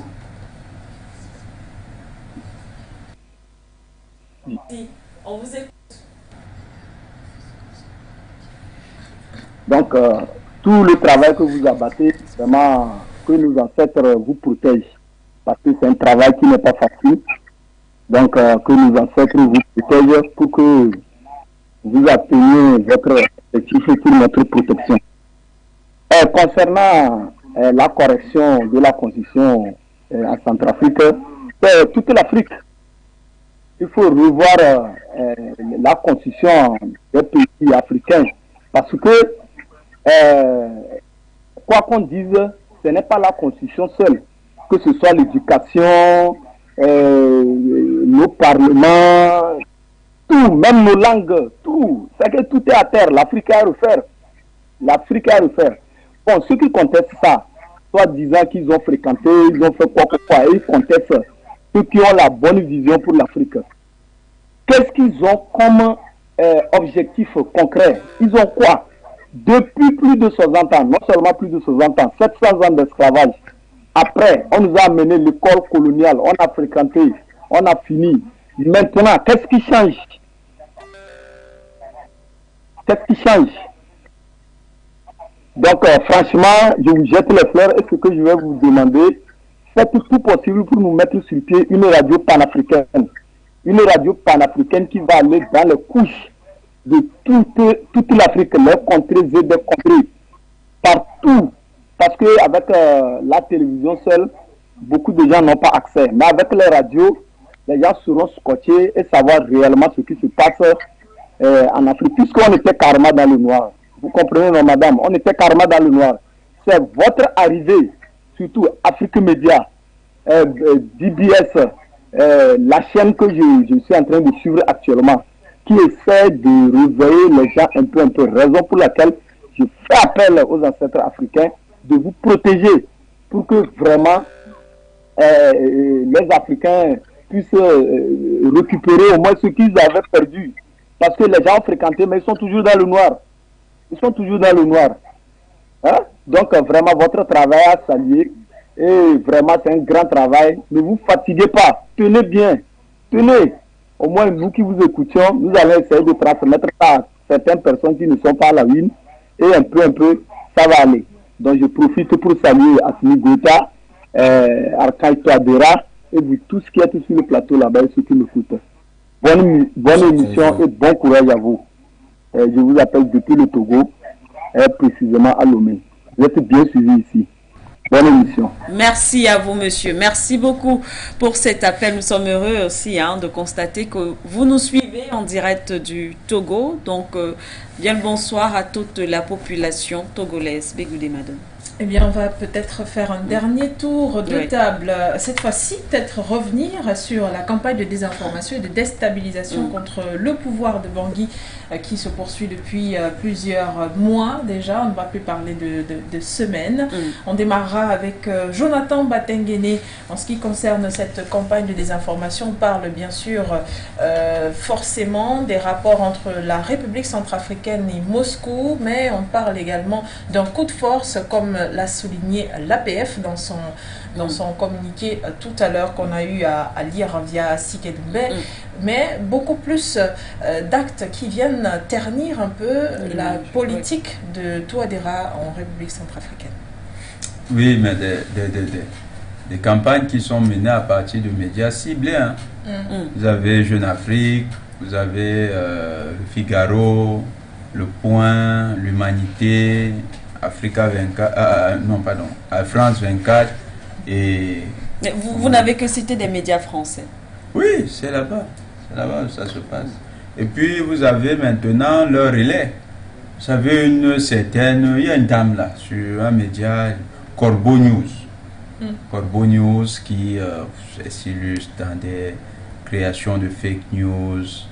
Vous avez Africa Press, aussi un autre média en ligne, de boîtes à fake news sur le Centrafrique. Il vous intitule que des combattants seraient partis du Centrafrique pour attaquer le Tchad. Ils ont été armés, ils auraient été armés par les autorités centrafricaines. En fait, on vous raconte des histoires à dormir debout. Un peu comme ce média, toujours Le Point français, qui écrit hier que on a tiré sur l'aide de camp d'Assimi Goïta. Donc, vous avez des gens qui n'ont rien à faire. Mais est-ce qu'ils n'ont réellement rien à faire? Parce qu'on imagine que c'est fait à dessein et c'est forcément, il s'agit d'atteindre un objectif clair. Non, quand on dit n'avoir rien à faire, c'est pas dire qu'ils ne font rien totalement. Mais c'est qu'ils n'ont pas d'activité utile de leur temps de travail et qui se livrent à la fabrication d'informations imaginées de leur tête avec des scénarios à la James Bond, à la Rambo. Je ne sais pas trop de quel type de film états-unien d'Hollywood ils s'inspirent, et ils créent comme ça des scènes qui sont vraisemblables, c'est-à-dire qui sont semblables à la vérité, mais qui en fait sont des mensonges cousus de toutes pièces. Est-ce qu'on pourrait penser à une collaboration avec certains opposants en République centrafricaine? Au fond, oui. Bon, vous savez, tout ça, c'est lié. Hein? C'est lié, okay. Les endocolons, c'est lié. Madame Darlan, elle y a toute cette nébuleuse. Bolingumba, elle y a tout ça. Bozizé, elle y a tout ça. Dologele, elle y a tout ça. Comment on appelle l'ancien premier Zigele, il est lié à tout ça.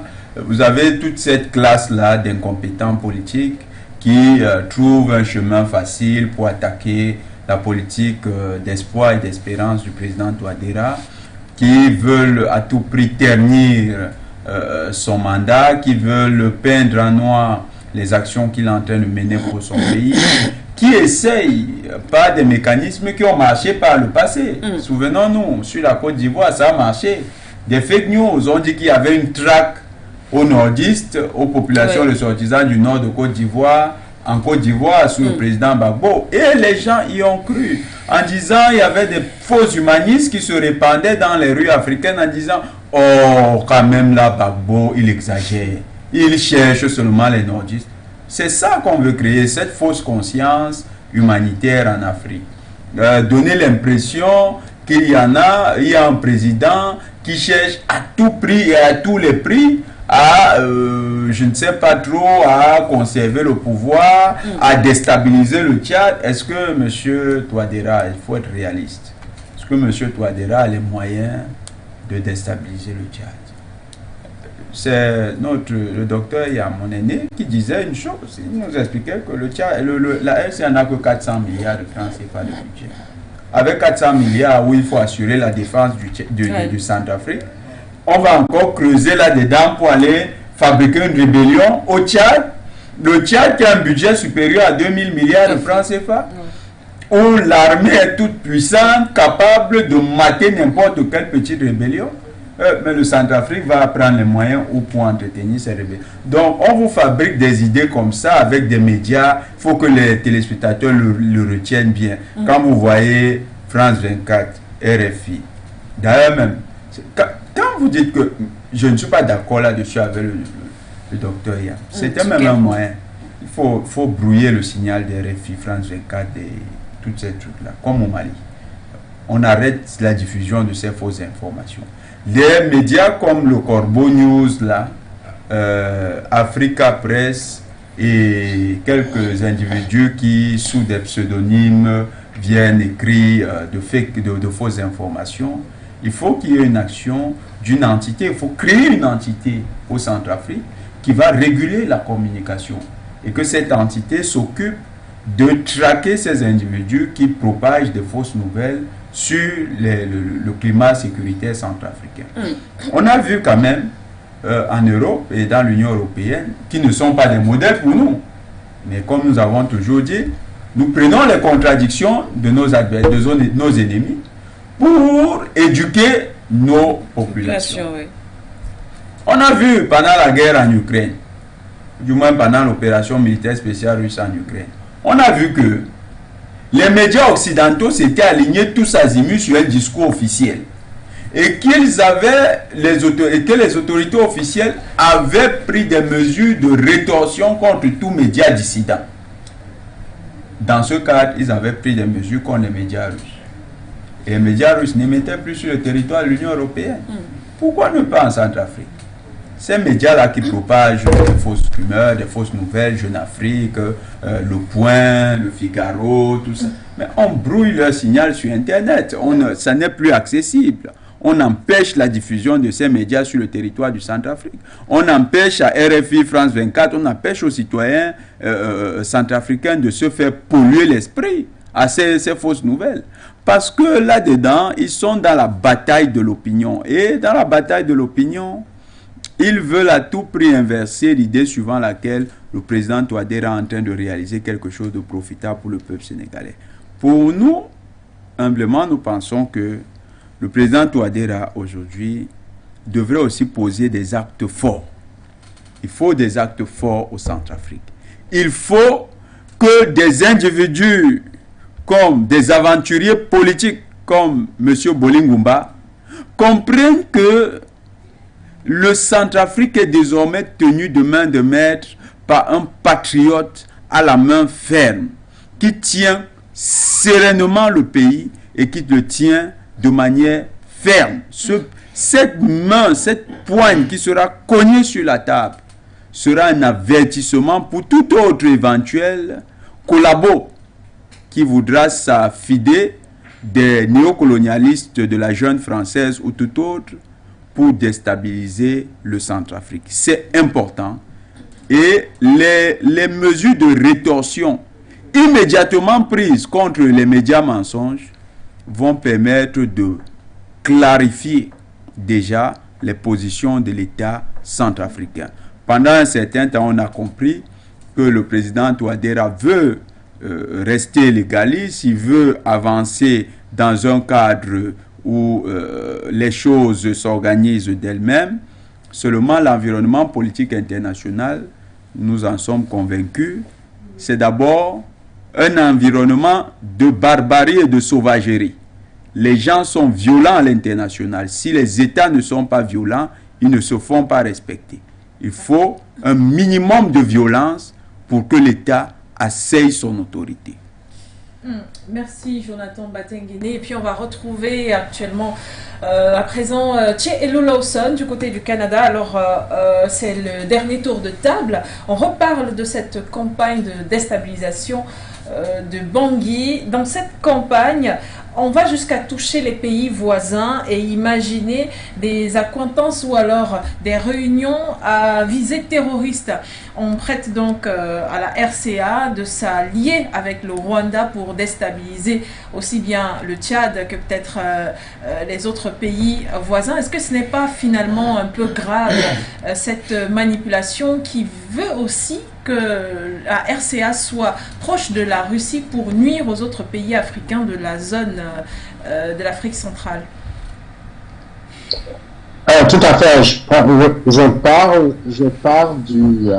de la déclaration du président Macron qui, dans sa condescendance, estime que le fait que les Africains se réveillent et mettent le doigt sur, je dirais, le système esclavagiste, le système impérialiste d'exploitation de l'Afrique et du continent, c'est comme si les Africains, par eux-mêmes, ne sont pas capables de réfléchir, et que c'est la Russie ou c'est la Russie qui manipule les Africains.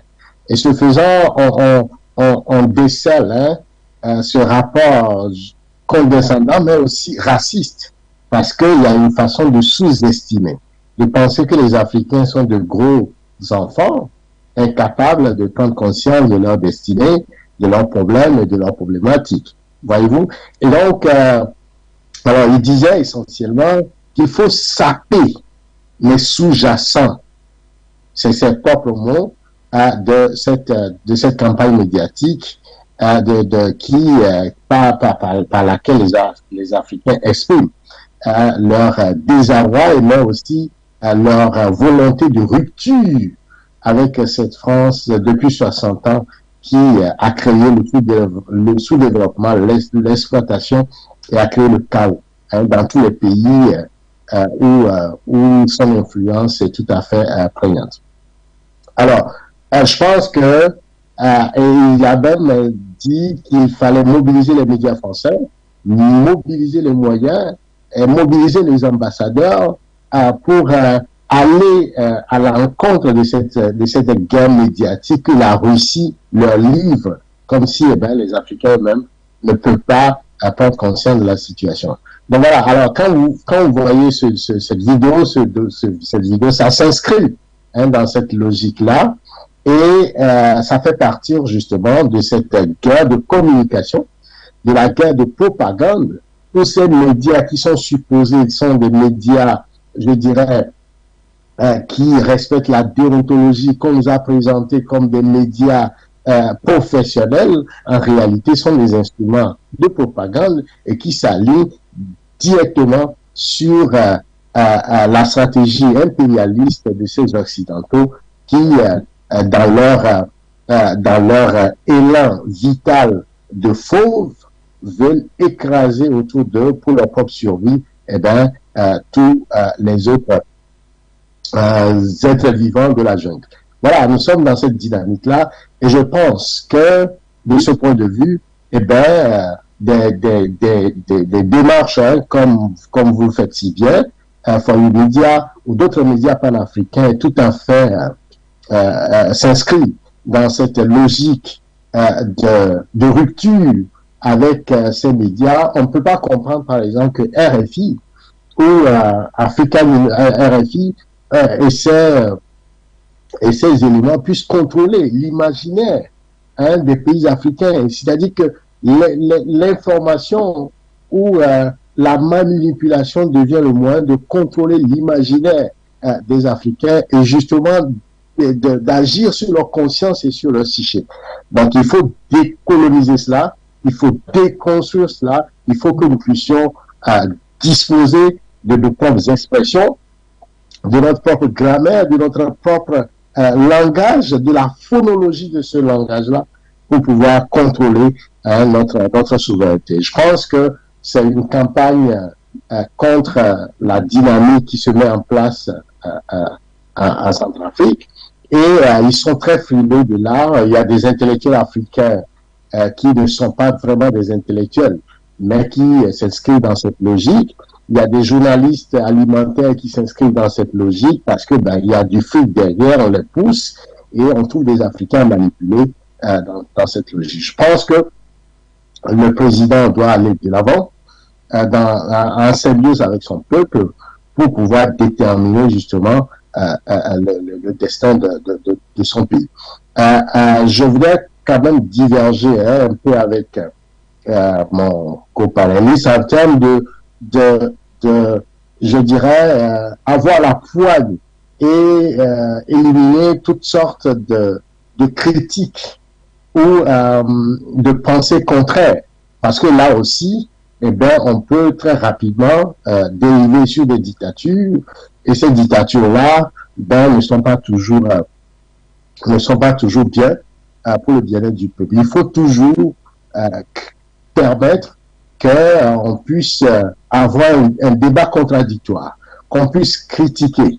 Et c'est dans les chocs d'idées que le pays avance. Mais toujours avoir la poigne et chercher systématiquement à écarter tout avis contraire ou tout son contraire me paraît dangereux, en tout cas un précédent dangereux pour l'équilibre et pour le bien-être des Africains. C'est Mandela qui donnait, quand il allait quitter le pouvoir, Thabo Mbeki lui a posé la question de savoir quel serait le meilleur conseil qu'il pourrait lui donner. Mandela l'a regardé, lui a dit, eh bien, assure-toi de t'entourer des gens qui sont capables de te critiquer. C'est ça essentiellement aussi. Et donc, nous souhaitons que non seulement nous puissions avoir créé les conditions de refondation, de rupture, n'est-ce pas, de l'Afrique, et essentiellement du Centrafrique, mais s'assurer que dans cette refondation, dans cette rupture, nous puissions permettre aussi des idées contradictoires qui ne sont là que pour nous protéger ou pour nous aider à aller de l'avant. Voilà, merci à vous, monsieur Tchéilou. Merci. On va, avant de passer la parole au docteur Yambi Timba, on va poursuivre peut-être avec je sollicite encore le concours de la réalisation avec ce courrier, justement. Tout à l'heure, on a lu celui de la ministre centrafricaine des Affaires étrangères. Eh bien, il y a eu une réponse datée du 10 novembre. Justement, de Madame Catherine Colonna. On va rapidement lire, Madame la ministre, j'accuse bonne réception de votre courrier et prend note de la décision de la République centrafricaine de renoncer au principe de décanat prévu à l'article 1er de l'accord de coopération en matière de politique étrangère du 13 août 1960. Comme vous le savez, ce système n'est plus mis en œuvre dans les faits depuis plusieurs années, tant par la partie française que tant la partie centrafricaine. Je saisis cette opportunité pour vous assurer de l'amitié et du soutien de la France au peuple centrafricain. C'est dans cet esprit que l'ambassadeur de France en République centrafricaine, Jean-Marc Grosgurin, j'espère que j'ai bien prononcé, ainsi que l'ensemble de son équipe mènent leur mission avec le plus grand professionnalisme, dans le respect sincère des autorités du peuple centrafricain. Il a toute ma confiance. Tout comme vous, je suis profondément attaché au respect des valeurs de courtoisie et de solidarité entre partenaires. Je saisis dans cette occasion pour vous faire part de ma préoccupation face à la recrudescence des attaques dont la France et plus particulièrement notre ambassadeur font l'objet en des termes virulents et insultants qui relèvent souvent du mensonge, de la manipulation et de l'incitation à la haine. Il s'agit de la campagne de dénigrement visiblement bien structurée et bien organisée. Je le regrette profondément. Je vous assure, afin que notre ambassadeur se tient à la disposition de votre gouvernement pour lui fournir toutes les informations nécessaires relatives au retrait de nos forces ainsi que pour recueillir vos demandes concernant le cadre juridique de notre coopération de sécurité et de défense. Je tiens à vous réitérer mon attachement à la relation entre nos deux pays et vous prie de croire, Madame la ministre, à l'expression de ma haute considération, Catherine Colonna. Merci Sike Doumbé pour la lecture intégrale de cette réponse de la France à la Centrafrique. Eh bien, Dr Yam, une réaction de votre part, d'ailleurs c'est avec vous qu'on terminera sur ce sujet.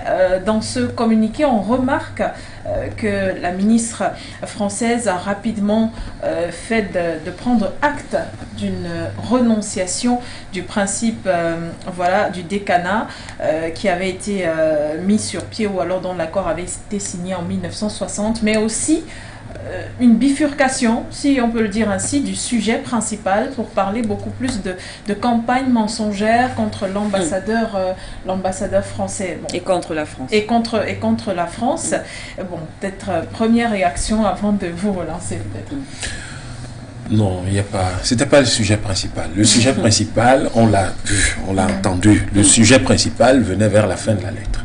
Le sujet principal, c'était que le ministère français, Madame le ministre, son Excellence, Madame le ministre des Affaires étrangères de la France, rappelait ce qui est devenu une rengaine totalement ridicule d'ailleurs, que la France serait l'objet d'attaques et d'un sentiment anti-français, de campagne de dénigrement, etc. Pas du tout. Mais pas du tout.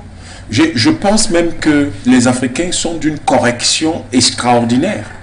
Parce que quand la France s'est retrouvée occupée par l'Allemagne entre 1940 et 1944, la résistance française ne s'est pas limitée à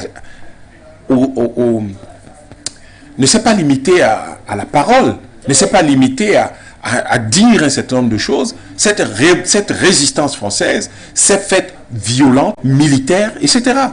Donc je crois que les Français devraient faire preuve de beaucoup plus de correction envers les Africains et de beaucoup plus de respect, et écrire à un ministre de l'une de nos républiques avec si peu d'égards est tout à fait inacceptable. Si elle avait quelque chose à lui dire, elle aurait dû le lui dire, dans une correspondance séparée. Oui. Et si elle voulait répondre à la lettre de son Excellence, Madame le ministre des Affaires étrangères de la République centrafricaine, elle aurait dû lui répondre sur l'objet de sa lettre. Point. Voilà ce qu'on appelle, encore une fois, le principe de réciprocité. Parce qu'en fait, il y a beaucoup d'éléments, il y a beaucoup d'informations. On parle aussi du retrait, justement, des forces françaises. Il y a quelques jours, je réagissais au sujet, je crois que c'était hier ou avant-hier, au discours du président français à Toulon, lorsqu'il parlait d'avoir mis fin à l'opération Barkhane au Mali. Et j'ai eu l'impression dans son discours qu'il avait oublié la définition du terme soldat. Et donc, on a dû le lui rappeler, pour lui dire, attention, c'est votre langue. J'ai l'impression que votre langue, vous êtes prêt à la piétiner simplement pour des intérêts vraiment bassement matériels. Ce qu'on appelle réciprocité, je vous ai écrit pour vous parler de la bouteille d'eau, vous me répondez pour me parler de la bouteille d'eau. Vous ne m'appelez, vous ne m'écrivez pas pour me parler de la caméra ou je sais pas moi de la lumière. C'est pas ça. Soyez ordonné, correct, structuré. Là, on a l'impression d'une espèce de note qui a été envoyée, fourre-tout, qui attendait. Non, pas du tout. Ce n'est pas la bonne chose à faire. Et peut-être que une fois, Madame Colonna vient de manquer une bonne occasion de créer les conditions d'un dialogue, d'un échange cordial entre leurs deux peuples. Et c'est là la question du respect. Lorsque vous respectez quelqu'un, vous lui répondez avec la même considération que vous vous donnez à vous-même. Mais là, il n'y a pas cette considération dans cette lettre. Et c'est quelque chose de regrettable qui, malheureusement, lorsque les Africains vont dire mais comment on peut faire ce genre de choses? Est-ce de l'incompétence? Est-ce de simplement le mépris? On va encore dire ouais, les Africains n'aiment pas la France. Comme quoi, même si la France, lorsqu'elle est dans l'erreur, comme c'est le cas, ou dans la faute, là c'est plus une faute qu'une erreur, il faudrait simplement s'aplatir et applaudir. Non, pas du tout. Voilà, merci à vous, Dr Yam Timba. Je pense que c'est sur ces propos qu'on va également mettre un terme à cette autre édition de l'International. On reviendra certainement sur cette correspondance dans nos prochaines éditions ici à For You Media Africa. Begoudé Madone, vous allez conclure. Oui, bien sûr, on en a donc terminé et on remercie le panel. Peut-être avant rappeler que nous parlions de la République centrafricaine en intégralité dans cette émission, après avoir eu un entretien avec le premier vice-président de l'Assemblée nationale en RCA, l'honorable Évariste Ngamana, avec lequel nous avons évoqué bien sûr la réécriture de la Constitution, mais également cette histoire avec l'APF qui a donc parlé de crise de la démocratie du côté de la République centrafricaine et bien d'autres, notamment la campagne de déstabilisation et de désinformation contre Bangui. Avec nos différents invités, notamment le docteur Yam Timba, sans oublier Jonathan Batengene et puis Tché Elou Lawson du côté du Canada. Nous sommes donc revenus sur ces différentes thématiques. À la présentation, nous étions Begoudé Madone et Sike Doumbé. Et bien sûr, cette édition de l'International s'achève tout de suite. Rendez-vous la semaine prochaine.